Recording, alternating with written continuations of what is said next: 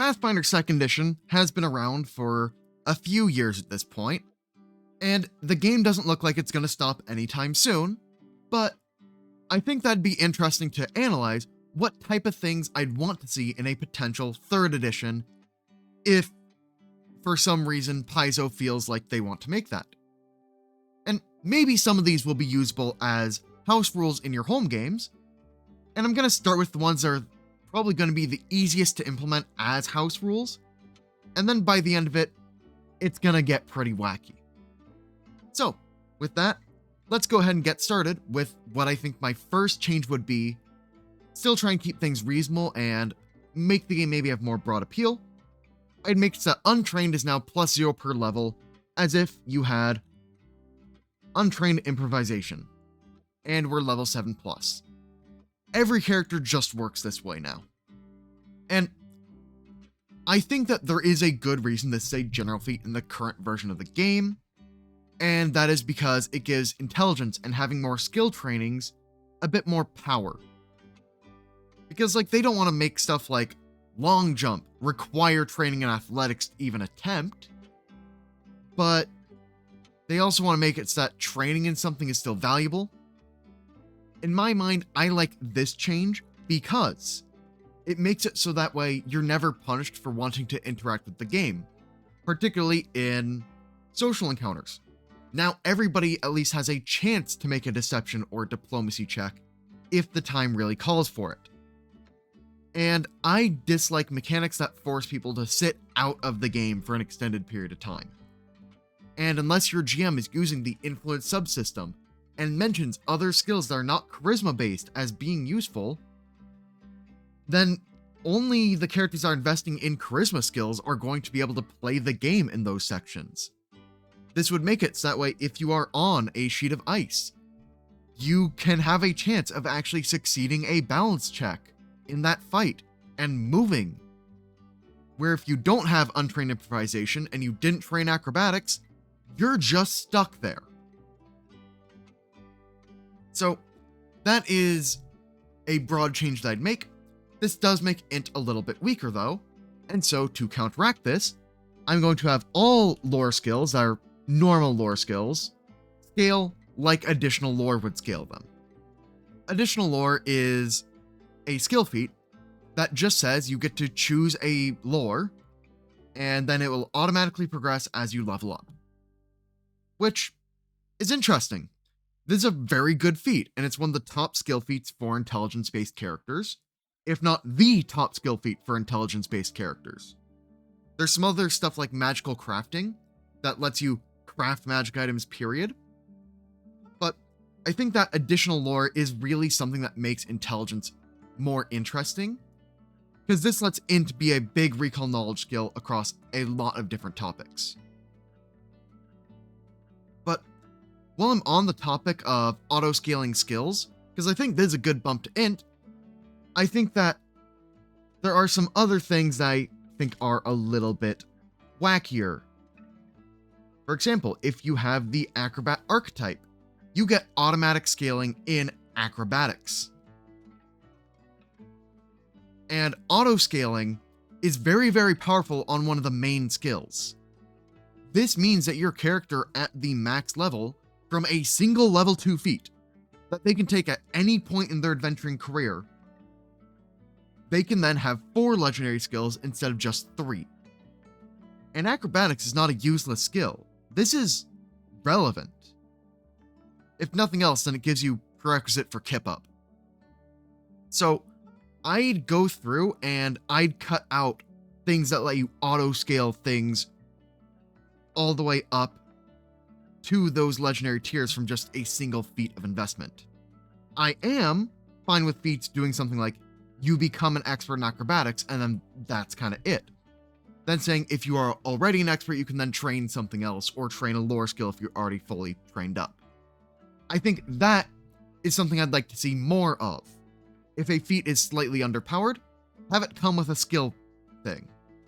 Like maybe the new version of Intimidating Strike would bring Intimidation up to Trained, or it would give you another skill training of your choice.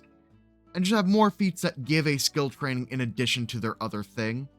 Intimidating Strike is already very strong, so maybe not that one, but like, there are some other feats that are maybe not just like that great of an option, and slapping a skill boost on them might make them more appealing. And I want to see that design space played with a bit more. And all that stuff I just mentioned, that's still relatively easy to homebrew in, but now I'm going to go for something that may require larger, more sweeping changes, which is there are a lot of feat types in this game. And for a long time, for those new players, skill feats are some of the hardest things to pick because they don't seem that relevant.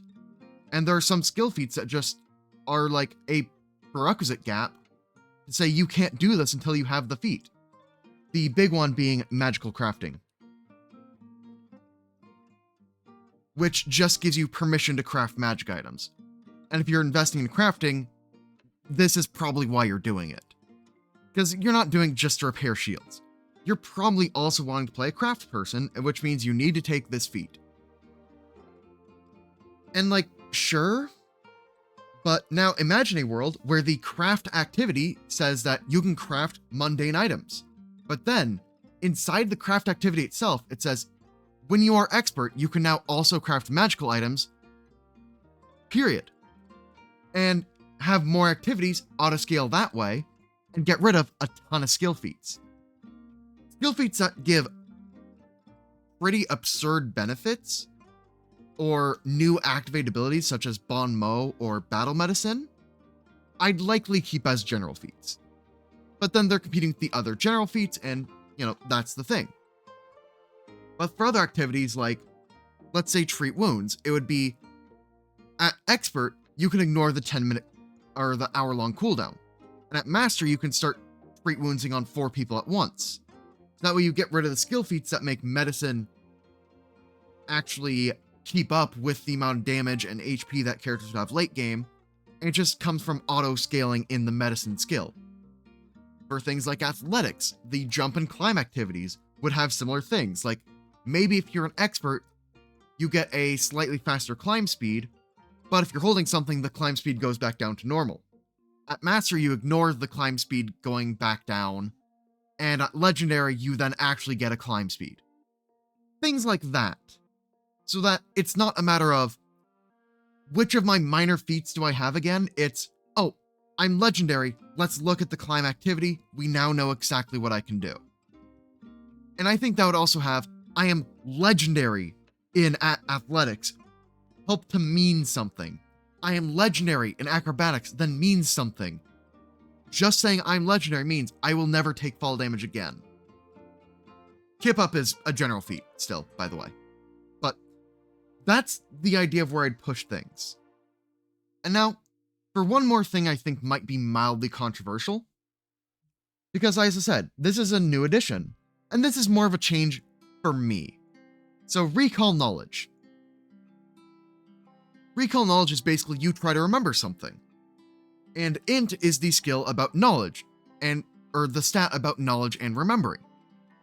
I like the idea of different proficiencies for different topics. I think that's very cool. But I don't like that a high intelligence character is bad at recall knowledging in a game about demons. I do not like that an int character is bad at recall knowledging about celestials, or plants, or other things that, unless they have a specific lore skill, they just can't do that. So I think that there should be a general feat or a base rule that says recall knowledge uses intelligence for whatever skill you use with it. So then you might have a skill of nature, and then you have your normal nature check, which comes from wisdom, and then the recall knowledge nature check comes from int. And you could then do things like that. I think probably the general feat idea is probably the least invasive version of that. It just lets skills be more relevant for recall knowledging, and lets int characters actually have more benefits in the knowledge game than they would otherwise have. Because to me, it always felt weird that investigators just can't know about plants that well. I don't know. That always struck me as odd. Now, one more change I would make comes in variant rules, I would explain more about why each variant rule exists, and give more options, particularly when it comes to automatic bonus progression. Because this just removes item bonus rolls and DCs, but I know a lot of people like to strip this down and call it automatic rune progression, where you get rid of the skill potencies. Because this is kind of at a halfway point where you still want items, because it doesn't do the things and replace the scrolls and wands for casters, and it doesn't give the move speed bonuses that you'd want from items, and it doesn't give the special abilities, so it leads to pretty stilted stuff, and there are oddities that the GM then needs to work through, where I think that having 3 different versions of this variant rule presented, one where you're just getting rid of like the rune bonuses, and discusses ways that you could keep casters getting the same benefits from like the amount of gold you're giving and things like that. One bonus that works basically just like this one, where it's you get rid of all the math boostery thingies, and it discusses how you then reprice things like the skill boost items that maybe have a slight other benefit. And then a get rid of everything one, which then talks about giving characters extra move speed at certain levels and things of that nature. But I mean, changing variant rules, that's not really a change to the system. And all these other changes have been pretty minor. So, what's the real big thing that I'm going to change for the end of the video? Because I promised that something would need to rework like the entire game engine. And well, this entire section here is what I would rework. Because I have some beef with spells. There are a lot of them, and I think that is a good thing in a lot of cases, but it is also a bad thing for new player experience. Because a lot of players are scared of prepared casters and needing to make sure that they have all these abilities in their slots memorized, and especially if you're a new player coming in, that can be very overwhelming. So here's my suggestion. We have spell feats. Alright, so I think I did a bad job of explaining what issue I'm actually trying to solve, so I'm just going to instead show you. And I will do this by opening up Dawnsbury Days. This is a level 8 encounter. This is how many spells a bard has access to at character level 8. This is because you have your focus spells, you have all of your cantrips that you have. Bard gets some special cantrips, but you know, they have this many cantrips. Then they have their rank 1 spells, which you then pick a signature spell that you then have the option to cast at the higher spell ranks. And then you have your level 2 spells, and like, you can see that is a lot of different buttons that a player would need to learn. So my goal with turning it into a more feat-based system is that 1, it plays nicer with other parts of the game's engine, 2, the designers have more freedom in designing spells. Something like Daze, which is not a good spell in most cases. I don't think anybody's going to disagree with me on that. I said most, not all, but that's a topic for another day. Making Daze scale with maybe it gets an extra die every 3 character levels. There's no way to do that with spell ranks, but by making everything a Kineticist style feat, you can then do weird Heighten +3 type scaling. And it would make it so that way a caster would only have like 9 to 12 buttons in this menu, even at like the higher levels. And all the spells would scale with character level, kind of like how Kineticist feats do. Now, what I don't think is an issue for spellcasters is, if I go into spells on Archives of Nethys, there are a total of 1,005 different spells that exist in the game. I don't think that's a problem. Just about any character will find a spell that they'd want to use, and this is including all the different spell lists, but excluding things like focus spells and class-specific ones, which could still exist, but you just have the traditions turn to traits. You give out fewer spells, but make them all heighten better, so that every spell selection feels like a more meaningful choice.